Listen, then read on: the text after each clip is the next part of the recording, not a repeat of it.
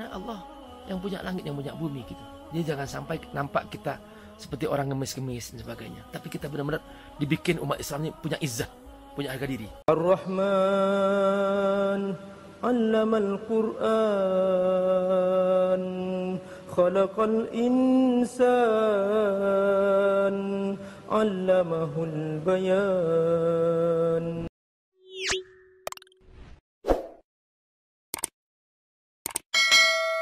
Keempat, teman-teman, adalah kerja keras. Kerja keras. Di pokoknya, maksudnya kerja keras maksudnya kerja jangan berhenti-berhenti. Mengalir terus. Jadi kenapa? Karena setiap kebahagiaan dia akan didapat dari kerja keras.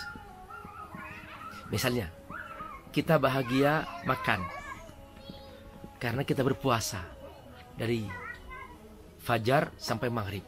Pas maghrib kita makan, kita senang banget. Kenapa? Karena makanku ini hasil aku berjuang menahan nafsu dari fajar sampai maghrib. Maka kita akan bahagia. Gitu. Orang yang biasa dikasih misalnya dikasih uang tiap hari tanpa kerja, dia nggak bahagia sama sekali yang dapat uang. Kenapa kita bahagia dapat uang? Karena kita bekerja selama sebulan. Setelah sebulan, di akhir bulan dapat gaji, kita senang sekali. Jadi bahagia itu hasil kerja keras. Nah, kenapa orang beriman masuk surga itu bahagia? Karena dia kerja keras sama dunia. Tahajud, baca Quran, zikir, istighfar, taklim. Masya Allah, luar biasa. Camping. Itu semua kerja keras kita. Datang coba melewati jalan-jalan yang terjal. Itu hampir putus asa dong. Putus asa kayaknya itu. Jadi itu luar biasa. Dan saya nggak tahu, Ustaz. Pas MTS mau datang, ada perbaikan jalan di sini. Padahal sebelumnya nggak ada perbaikan jalan, sebetulnya lancar-lancar aja itu. Kayaknya diuji imannya ini loh.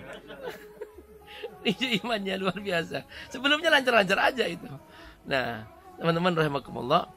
Jadi terus terang aja, nikmat itu kalau kita kerja keras. Mengapa ibu-ibu senang dengan anak yang dilahirkan? Karena dia hamil 9 bulan. Coba ibu dikasih, "Ini Bu anak saya Bu, terus Bu." Nggak senang. Kenapa? Bukan hasil dari hamil sendiri, hasil perjuangan sendiri gitu. Makanya bapak-bapak jangan mudah ngomelin ibu-ibu dong. Itu perasaan ibu-ibu itu luar biasa, Pak. Dia itu sabar mengandung, sabar menyusui, itu luar biasa. Gitu. Jadi pokoknya ibu-ibu itu harus dilembutin. Kemudian kata Allah, wa ashiruhunna bil ma'ruf gitu. Jadi kalau menyikapi istri itu yang lembut. Kalau manggil itu ya Humairah, wahai yang pipinya merah, wahai manis, wahai cantik gitu kan gitu. Jadi ada seorang kakek itu sampai tua banget tuh panggil say gitu, Masya Allah. Ditanya oleh anak muda, "Kek kok bisa say terus? Saya lupa namanya." Gitu.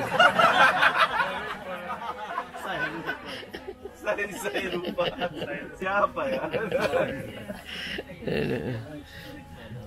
Jadi teman-teman rahimakumullah, pokoknya tetap kerja. Ini tetap bangun strategi, bangun bagaimana supaya orang itu merasa senang berinfak, senang berbagi, senang bersedekah gitu. Buat proyek-proyek yang menarik yang mereka itu sehingga benar-benar merasakan bahwa apa yang mereka berikan itu bermanfaat gitu, seperti itu. Jadi buat mereka senang, buat mereka bahagia. Karena terus terang aja, orang yang punya uang, orang yang punya harta, bahagianya itu adalah ketika mereka berbagi gitu ya. Jadi contoh misalnya gini, beberapa penelitian di Amerika itu menemukan bahwa itu di Harvard University ada sebuah penelitian tentang psikologi gitu. Terus ini ada sekelompok mahasiswa, mereka itu disuruh bersenang-senang, masuk ke diskotik, dugem segala macam, foya-foya di situ selama seminggu. Nah kemudian sekelompok manusia dibawa ke tempat-tempat perkemahan para pengungsi Afghanistan.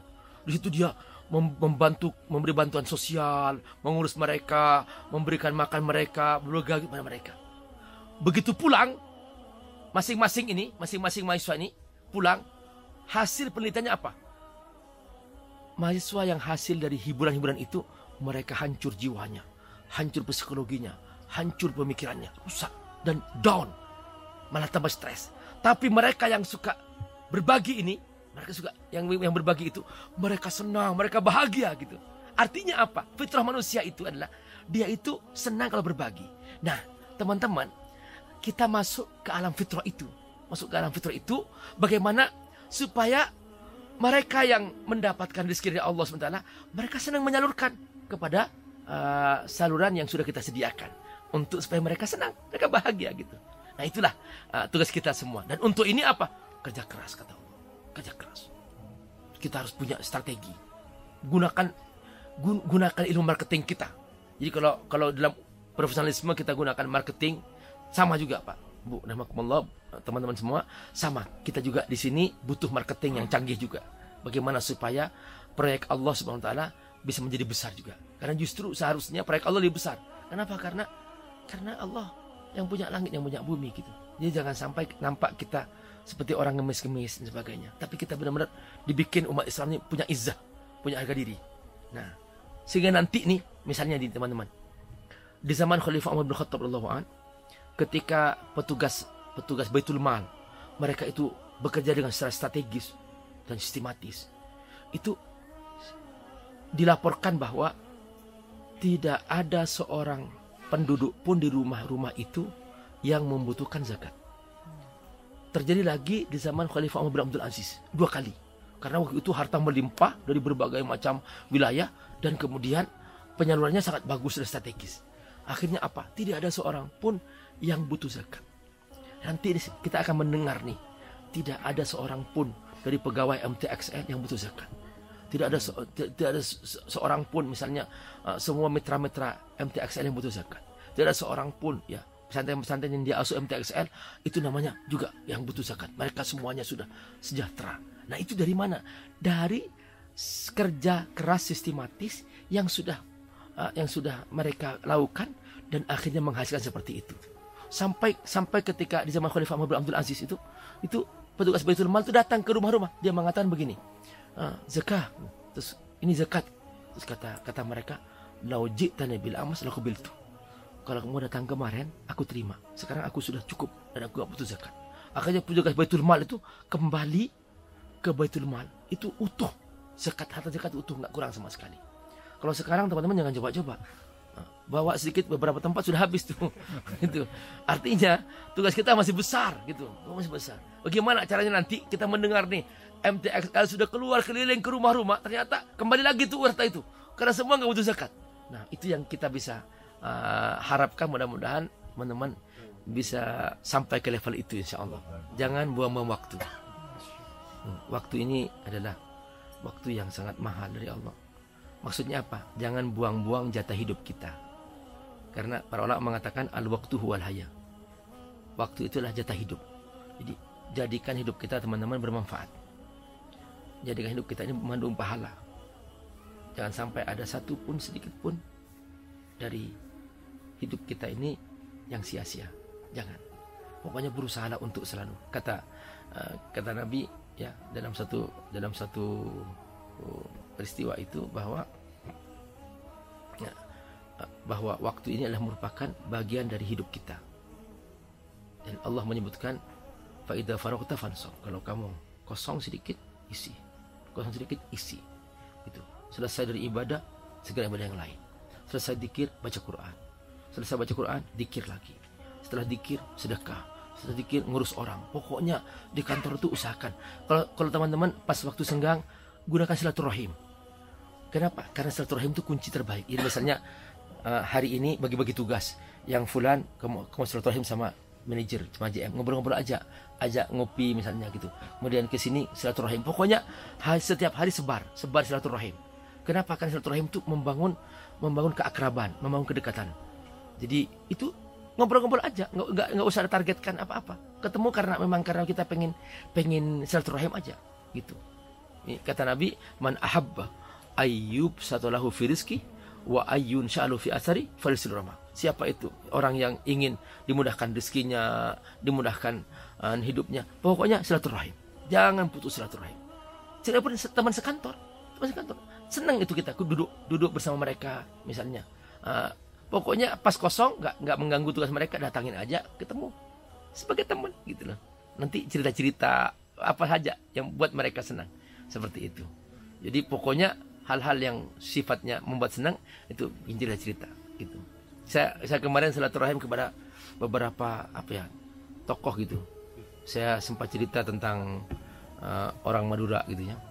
Jadi orang Madura itu kan ya yang dia itu kalau diceritakan ya jadi lucu, padahal itu hidupnya sehari-hari gitu. Orang Madura itu memang hidupnya seperti itu. Dia memang pekerjaan seperti itu. Alhamdulillah dia merasa terhibur gitu.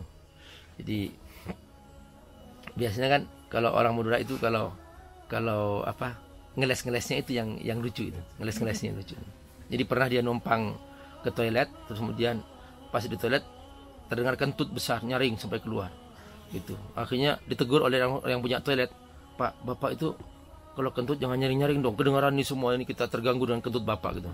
Terus kata dia, "Setiap hujan ada petirnya," katanya. Jadi ya teman-teman rahmatullah, pokoknya kita pokoknya silaturahim bikinlah yang lucu-lucu lah gitu. Nah, mudah-mudahan kita semua jaga oleh Allah SWT, insyaallah. Ikhlas. Kerjakan semua ikhlas karena Allah. Ya, pokoknya kita itu. Ikhlas itu maksudnya apa? Sinyalnya kuat maksudnya itu. Sinyalnya kuat gitu. Kan kalau sinyal kuat itu langsung amal nyampe kepada Allah gitu. Nah, gitu. Sinyal iman kuat, semuanya karena Allah, semuanya karena aku cinta Allah, semua karena aku ingin bersama Allah. Pokoknya sudah semua pokoknya untuk Allah SWT. Nah, inilah ikhlas itu. Nah, ikhlas ini seperti air di sini, teman. Nih. Ini air. Dia dikatakan air karena masih belum ada campurannya. Kalau sudah ada campurannya disebut kopi. Gitu. Nah, minum apa? Minum kopi. Padahal ada airnya. Lupakan tuh air. Gitu. Jadi, minum kopi karena ada campuran kopi. Nah, kalau ini enggak, minum apa? Minum air. Jadi, murni itu murni karena Allah, inilah namanya ikhlas. Disebut dikatakan al-ma'ul khalis, air yang murni. Jadi pokoknya amal apapun jangan campur-campurin. Misalnya nih ibu-ibu, kenapa puasa Senin Kamis, Bu? Alhamdulillah saya merasa senang puasa Senin Kamis karena Nabi mencontohkan itu. Nah, tapi kalau sudah niatnya, kenapa Senin Kamis? Ya lumayanlah diet ini, nurunin berat badan lah gitu. Nah, sudah campurannya itu sudah itu. Ya, jadi kalau sudah campurannya sudah selesai. Jadi hanya kebagian dietnya aja, nggak kebagian pahalanya gitu. Jadi kita tuh harus benar-benar niat murni karena Allah. Tidak boleh sedikitpun gitu. Jadi jangan dilihat dari zahirnya aja. Misalnya nih, ada kejadian seorang ulama, dia itu setiap hari ngajar, nulis buku, ibadah, masya Allah luar biasa. Nah, pas meninggal dunia, muridnya bermimpi. Terus kata gurunya dalam mimpi itu, "Wahai muridku, wahai anakku, aku bahagia dalam barzakh. Tahu nggak kenapa aku bahagia?" Kata muridnya, "Iyalah, kan kami muridmu. Setiap hari kami doakan engkau, wahai guru. Buku yang kau tulis kami baca setiap hari. Pahala mengalir terus. Pasti kau bahagia. Kau telah mengajar ilmu kepadaku. Kami telah kami mengamalkannya. Pahala mengalir kepadamu. Pasti kau bahagia." Kata gurunya, "Semua ditolak oleh Allah. Karena waktu aku hidup, mengajar kamu, menulis buku itu semua ternyata disingkap oleh Allah. Ada niat di hatiku, aku ingin dibilang alim. Aku ingin dibilang seorang ulama. Aku ingin dibilang seorang syekh. Waktu itu ditolak oleh Allah semuanya. Terus gimana guru bisa bahagia?" Terus kata gurunya, "Suatu malam aku pernah menulis buku. Pas aku sedang mau mencelupkan tinta. Ini kan dulu kan pena kan dicelupkan tuh. Pena dicelupkan situ. Nah, pas aku celupkan tinta, ada seekor lalat haus, dia hinggap di penaku. Lalu aku tunggu sampai dia selesai minum. Begitu dia pergi baru aku tuliskan selanjutnya." Nah, kata gurunya, "Anakku, ternyata itu amalku yang paling ikhlas dalam hidupku. Dan karena itu aku diselamatkan oleh Allah Subhanahu wa taala." Dari sini kemudian Imam Ghazali mengatakan, "Man akhlasolillah walau lahdul kafa." Siapa yang pernah ikhlas kepada Allah, sekalipun hanya sebesar atom, udah cukup dia diberikan masuk surga. Saking sulitnya ikhlas, teman-teman. Jadi ikhlas itu sangat penting. Jangan sampai ya kita pokoknya berbuat baik aja. Mungkin ada satu amal yang paling ikhlas, gak ada orang tahu, gak ada niat sedikitpun, hanya karena Allah. Siapa tahu itu menjadi penyebab masuk surga. Gitu. Jadi kita pokoknya berbuat baik terus berbuat baik. Ya, adapun setelah itu Allah menseleksi mana yang paling ikhlas, Allah yang akan menyelamatkan kita dengan keikhlasan yang telah kita lakukan. Assalamualaikum warahmatullahi wabarakatuh. Alhamdulillah wassalatu wassalamu ala Rasulillah wa ala alihi wa sahbihi wa man. Teman-teman rahimakumullah, Abi Amir mengasuh sebuah pesantren Fat Institute. Pesantren Fat ini ada di Jakarta, ada juga di Sukawami, Bogor. Mereka rata-rata adalah anak-anak yatim duafa. dan mereka belum punya asrama, belum punya masjid, dan juga mereka membutuhkan pembebasan lahan untuk pesantren.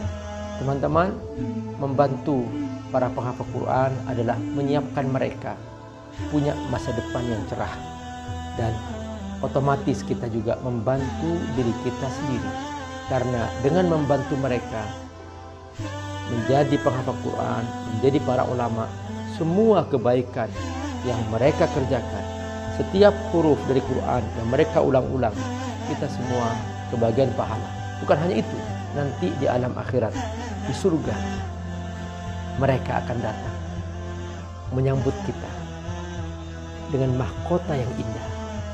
Dan kita semua yang berdonasi untuk mereka akan diberi mahkota yang indah di pintu surga, sehingga kita semua bahagia selamanya di akhirat.